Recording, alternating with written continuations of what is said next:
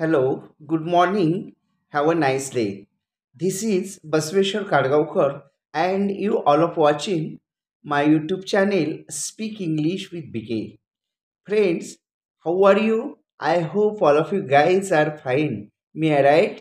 Okay. Welcome back to my channel Speak English with BK. Friends, today we are going to discussing very interesting and spiritual topic, and the topic name is importance of altruistic importance of altruistic means परोपकाराचे महत्व किंवा परोपकार जे आपण करतो त्याचे महत्व. So today's video is going to very interesting and spiritual. That's why don't skip the video and watch full video. Okay? Then let's start today's topic, importance of altruistic. Okay? But before this, if you are new in my channel, and even if you are not subscribe my channel, then please subscribe the channel. Firstly, you have red color subscribe button, you just press that button and subscribe the channel. Beside the subscribe button you will get a bell icon, you just press that bell icon. Then you have four options. Out of these four options you can select option number one, that is all option. Then we'll get daily updates and notifications of my channel Speak English with BK. If you likes my video, then make it like, share it and give your best comments. Thank you. Thanks a lot. Have a nice day. Now let's start today's topic, that is importance of altruistic. तर मित्रांनो, आजच्या video लेक्चरची सुरुवात करण्यापूर्वी देवादिदेव सृष्टी रचयिता देवांचेही देव महादेवजी आणि सुखकर्ता दुःखहर्ता विघ्नाचा विनाश करणारा गौरीपुत्र गणेश यांना वंदन करून आणि यांचे आशीर्वाद घेऊन आपण आजच्या व्हिडिओ लेक्चरला सुरुवात करूया. ओम गगनपते नमः. ओम नमः शिवाय. तर बुद्धिदाता सुखकर्ता दुःखहर्ता गणेशजी आणि या सृष्टीचे रचयिता सर्वे सर्वा देवांचेही देव महादेवजी यांचा आशीर्वाद घेऊन आपण आजच्या व्हिडिओ लेक्चरला सुरुवात करूयात. तर अल्ट्रुस्टिक म्हणजे काय? परोपकार. परोपकार म्हणजेच पुण्याचं काम करणे, दुसऱ्याच्या कामी येणे, दुसऱ्याला मदत करणे, दुसऱ्याचे दुःख समजावून घेऊन ते दुःख कमी करण्याचा प्रयत्न करणे, यालाच माणुसकी म्हणतात, यालाच मानवता म्हणतात, यालाच डिव्हाइन किंवा पुण्य म्हणतात. आणि आपली पुण्याची बँक जर तगडी असेल तर आपल्याला त्याची मधुर चांगली फळं खायला भेटतात, म्हणजेच आपले जीवन सुखकर होते. म्हणून आपण आपली डिव्हाइन बँकेत पुण्यरूपी कॉइन्स किंवा रुपये भरून ती भरगच्च नेहमी आपलं बँक बॅलन्स कसा इन्क्रीज किंवा अ लॉट ऑफ भरपूर असला पाहिजे. तर याविषयी आजच्या व्हिडिओ लेक्चरमध्ये आपण चर्चा करणार आहोत. एकदा काय झालं, श्रीकृष्णजी आणि अर्जुनजी हे रस्त्याने गप्पा मारत असं येत होते. मग ते येत असताना वाटेत एका झाडाखाली त्यांना एक भिकारी बसलेला दिसला. तो अतिशय क्रश म्हणजे किडकिडा आणि पुअर म्हणजे अगदी गरीब. त्याच्या अंगावर अगदी जीर्ण झालेली वस्त्रे, अवतार एकदम कळकट्ट झालेला आणि गरिबी त्याच्या म्हणजे 18 विश्व दारिद्र्य त्याच्या चेहऱ्यावर दिसत होतं. हे पाहून अर्जुनजी किंवा अर्जुनाला त्या बेगरची म्हणजेच पुअर बेगर मीन्स अतिशय गरीब भिकारी, त्या गरीब भिकाऱ्याची दया आलेली आहे. आणि म्हणून अर्जुन त्याच्याजवळ गेले आणि त्या भिकाऱ्याला त्यांनी एक सुवर्ण मुद्रा किंवा सुवर्ण मोहरा असलेलं पूर्ण ताट त्या भिकाऱ्याला दिलेलं आहे आणि म्हटले जा आणि हे विकून यापासून तू भरपूर श्रीमंत होशील, कारण या मोहरा भरपूर आहेत आणि तुझं जीवन सुखकारक होईल.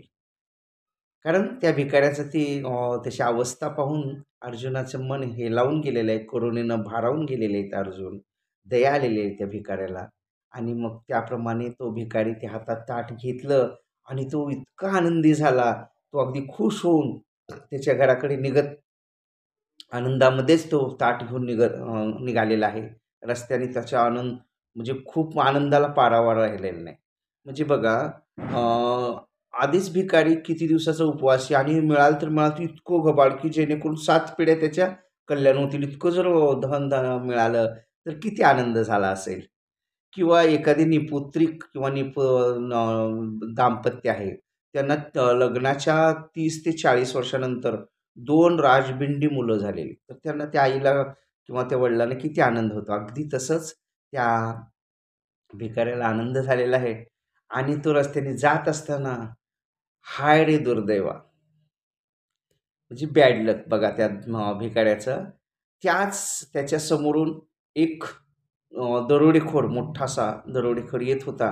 त्यानं त्याच्या हातात सुवर्णमुद्रा असलेलं ताट पाहिलं भिकाऱ्याच्या हातात आणि त्यानं ते त्याच्याकडून हिसकावून घेतलं. आता तो जो लुटारू होता तो ताकदवान होता आणि त्याच्याकडून ते हिसकावून घेतलेलं आहे. त्याला हो बाजूला म्हणून हे भिरकावून दिलेलं आहे आणि तो ताट घेऊन तो चोर किंवा तो लुटारी निघून गेलेला आहे. आणि यालाच काय म्हणतात, देव देतं आणि कर्म नेतं. किंवा देणाऱ्याचे हात हजार फाटकी माझी झोळी, म्हणजे असे गत आहे. तर नशिबानं त्याला एक सुवर्णमुद्रा असलेलं ताट अर्जुनजीने दिलेलं मिळालं होतं. परंतु त्याचं दुर्दैव आड आलं आणि ते ताट त्याचं हिसकावून त्या लुटारूनं घेऊन गेलेलं आहे. मग त्या भिकाऱ्याला खूप दुःख झालेलं. तो घरी गेला, रडला, उपवासी झोपला. त्या दिवशी त्याला काही भीक वगैरे मिळाली नव्हती. मग दुसऱ्या दिवशी उठला आणि पुन्हा त्या झाडाखाली, रोजचा त्याचा नियम होता, त्या झाडाखाली जाऊन जे येणारे जाणारे लोक आहेत त्याच्यावर दया करून जे 5 पैसे 10 पैसे जे पैसे टाकतील त्याच्यातनं तो उदरनिर्वाह करायचा. मग दुसऱ्या दिवशी पण अर्जुन आणि श्रीकृष्ण त्याच रस्त्याने जात असताना पुन्हा तेच झाड आणि त्या झाडाखाली पुन्हा तोच भिकारी दिसलेला आहे. अर्जुनाला आश्चर्य वाटलं. कालच मी ह्याला सुवर्ण आणि मोहराने भरलेलं ताट दिलं आणि हा आज पण ह्याच अवस्थेत आहे. श्रीकृष्ण फक्त लीला बघत होते, ते काय म्हटले नाहीत. मग अर्जुन त्याच्याजवळ गेला त्या भिकाऱ्याच्या आणि विचारलं, "बाबा रे, काल मी तुला सुवर्ण मुद्राने भरलेले एक पूर्ण ताट दिलं आणि तू आणखी ह्याच अवस्थेत, हे कसं काय?" त्यावर त्यानं आपली कर्म कहाणी, आपली शोकांतिका अर्जुनजीला सांगितली. "महाराज, तुम्ही माझ्यावर दया करून सुवर्णाने भरलेलं ताट दिलं, परंतु माझं दुर्दैव, मी थोडं पुढे गेलो आनंदात, की रस्त्याने एक लुटारू आला आणि माझ्याकडून ते ताट हिसकावून घेऊन गेला." असं त्यांनी आपली कर्मकहाणी, ट्रॅजेडी सांगितलेली आहे. त्यावर अर्जुनाला आणखी दया आली. मग अर्जुनजींनी काय केलं, ह्या वेळेला ताट नाही दिलं. काहीतरी एक छोटी वस्तू, परंतु त्याची किंमत अफाट असेल, की जेणेकरून त्यांना अगदी मुठीत जरी घेऊन गेला तरी लोकांना दिसणार नाही, दरोडेखोरांना. म्हणजे चोरी होऊ नये हा उद्देश. म्हणून अर्जुनजींनी काय केलेलं, एक डायमंडसारखा मणी, हिरा, ज्याची किंमत अब्जो खर्व रुपयामध्ये आहे, अब्जो रुपयामध्ये आहे. इतका त्या सुवर्णमुद्राचं ताट दिलं तर त्याच्यापेक्षा हजारो पटीनं किमतीचा असा मौल्यवान मणी त्या भिकाऱ्याला दिलेला आहे. मग भिकाऱ्याने तो मणी घेतला, आपल्या मुठीत गच्च हे केलेलं आहे, पकडलेला आहे आणि तो घराकडे आनंदाने पळत गेलेला आहे. मग घरी गेल्यावर पण चोरी होऊ नये म्हणून त्याने काय केलं, त्याची बायको बाहेर गेलेली होती. एक माठ असतो बघा, माठामध्ये तो मणी ठेवला, त्याच्यावर ते झाकण असं ठेवलं आणि निश्चिंत झालं की आता इथनं कुणी नेणार नाही म्हणून. आणि नेमकं काय झालं, तो त्याच्या इकडल्या तिकडल्या दुसऱ्या कामासाठी गेला होता. बायको बाहेरून आली, पाणी आणायचं होतं आणि तिनं काय केलं, तोच माठ घेऊन पाण्याला गेली, ज्यामध्ये तो मणी ठेवला होता तो. बघा दुर्दैव. आणि पाणी असं घेताना तो मणी पाण्यात पडला. मग तो माशाने गिळला असेल किंवा कुठं काय असं झालं असेल, ते नंतर आपण बघूया. तर पाण्यात पडला. तिला माहीत नाही आतमध्ये मग. ती पाणी घेऊन नेहमीप्रमाणे आली. तितक्यात हा बाहेरून आला. म्हटलं, "कुठे गेलतीस पाण्याला?" आणि "हा का माठ नेला?" म्हणे. अहो, मग तिनं म्हटली, "काय झालं हा माठ? मी कुठल्या हातात जे येईल ते घेतला." हाय रे माझ्या कर्मा म्हणून तो रडायला लागलेला आहे. कारण यामध्येच त्याने मनी ठेवला होता. त्यानं आपली कर्मकहाणी बायकोला सांगितली. बायको पण शोक करू लागली. मला तुम्ही सांगायचं तरी निदान, की ज्यामुळं मग आपला मनी हरवला नसता. काल सोन्याचं ताट दिलं तर म्हणे ते तर वाटत असे झालं. आपलं नशीबच बेकार आहे म्हणून दोघं एकमेकांच्या नशिबांना दोष देत ती रात्र घालवली. तिसरा दिवस उजडला. पुन्हा भिकारी त्याच झाडाखाली सेम प्लेस. आणि अर्जुन आणि श्रीकृष्ण नेहमीप्रमाणे फिरत फिरत चाललेले होते. पुन्हा पाहिलं तर तो भिकारी आणखी त्याच अवस्थेत. अर्जुनाला नवल वाटलं.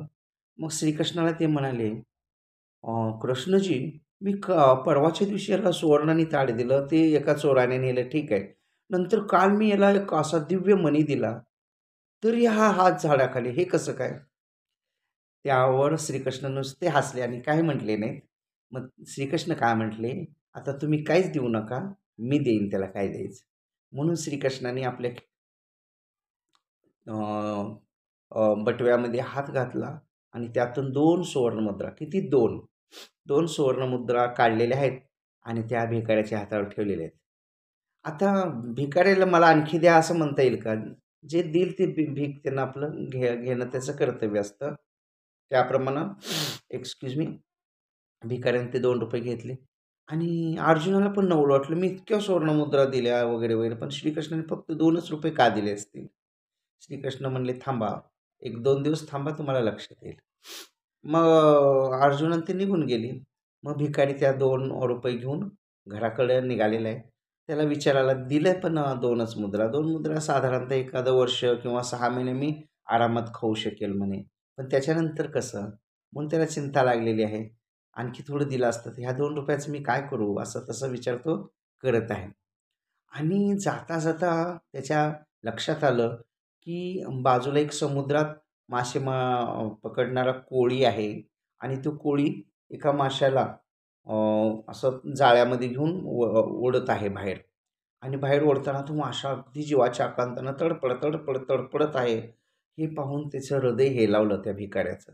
त्याच्या मनात दया आली, अ, करुणा आली आणि विचार केला, किती हा दुष्ट आहे माणूस. तो मासा किती तडफडत आहे आणि त्याला बाहेर खाऊन. मग तो तिथं गेला आणि म्हणे, "का रे हे मासा तू बाहेर काढलास, तो किती तडफडत आहे?" मग ते म्हटलं, "हे आता मी बाहेर बाजारात नेऊन विकणार. याच्यातून जे पैसे येतील, त्याच्यावर माझं घर चालतं. मला हे काम करायचं लागतं. This is my business." तो काय म्हटला, "हा माझा उद्योग आहे. This is my business. You know what? हे तुला माहिती आहे का? याच्यावरच माझा उदरनिर्वाह होतो." असा तो अ, कोळी म्हटलेला आहे. जोक सपाट. अगदी त्यानं कोळी भाषेत म्हटलं असेल. मी आपलं उगाच जोक मारायचं म्हणून म्हटलं. आणि मग तो म्हटला, "तुझी माशाची किंमत किती आहे?" तर तो म्हणे, "साधारणतः हा मासा ₹500 ला तर जाईल." "हे पहा," म्हणे, "माझ्याकडे 2 सुवर्णमुद्रा आहेत. ह्या जर विकल्या तर अगदी तुझ्याकडे चांगली आत्ताच्या काळातले एक ₹2,00,000 तरी येतील. आणि हे मी तुला दोन्ही मुद्रा देतो, परंतु तो मासा मला दे." मग तो हो म्हटला, कारण ₹500 असे तिथे ₹2,00,000 आले ना. मग त्यानं तो मासा त्याला त्या भिकाऱ्याला दिलेला. त्या भिकाऱ्याने माशाला अलगद घेतलं आणि अलगद पाण्यात सोडायला तो गेला. पाण्यात सोडत असताना मासा त्याच्या हातातनं निसटला. जाता जाता त्याच्या हातावर तोंडात त्यानं जो गिळलेला मणी होता, तो त्याच्या हातावर ठेवला आणि तो मासा पाण्यात गेलेला.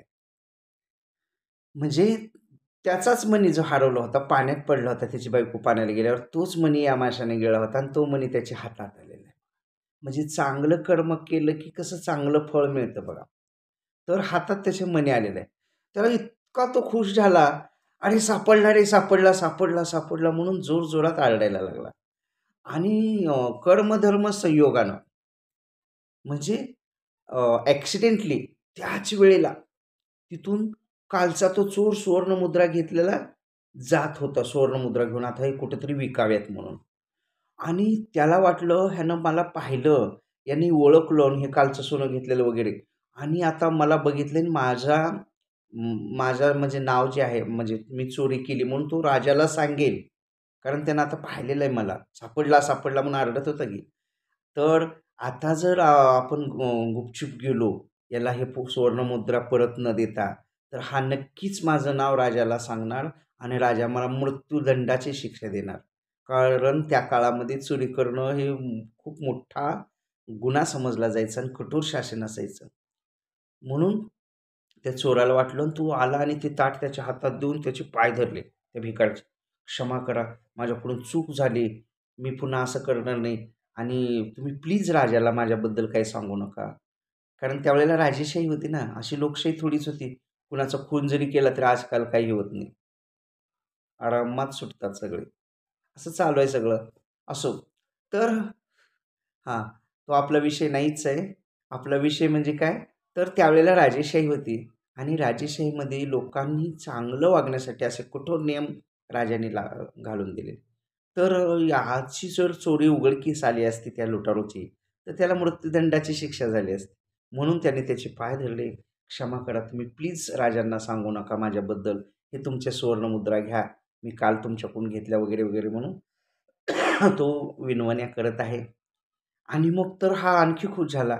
मणी तर मिळालाच मिळाला. सुवर्णमुद्राही मिळाल्या. तो पुन्हा घराकडे आलेला आहे.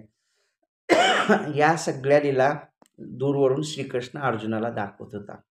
मग अर्जुन म्हटला, "मी तर इतक्या सुवर्णमुद्रा त्याला दिल्या, परंतु सगळ्या त्याच्या दुर्दैवाने नेल्या आणि तुम्ही फक्त ₹2च 2च कॉइन्स किंवा 2च सुवर्णमुद्रा दिल्या, परंतु त्यांनी इतका चमत्कार घडवला." त्यावेळेला श्रीकृष्ण म्हटले, "ज्यावेळेला तुम्ही पूर्ण ताट दिलतं, त्यावेळेला त्याच्या मनामध्ये एक अभिमान तयार झाला आता मी मजेत खाईन वगैरे, वगैरे. त्याच्या मनात मानवता वगैरे विचार राहिले नव्हते. कारण श्रीमंतीची मस्ती आली होती त्याला. आता मी हे करेन, ते करेन, ते करेन. म्हणजे लोकांविषयी कणव वगैरे त्याच्यात काही राहिले नव्हते. म्हणजे ह्युमॅनिटी राहिली नव्हती.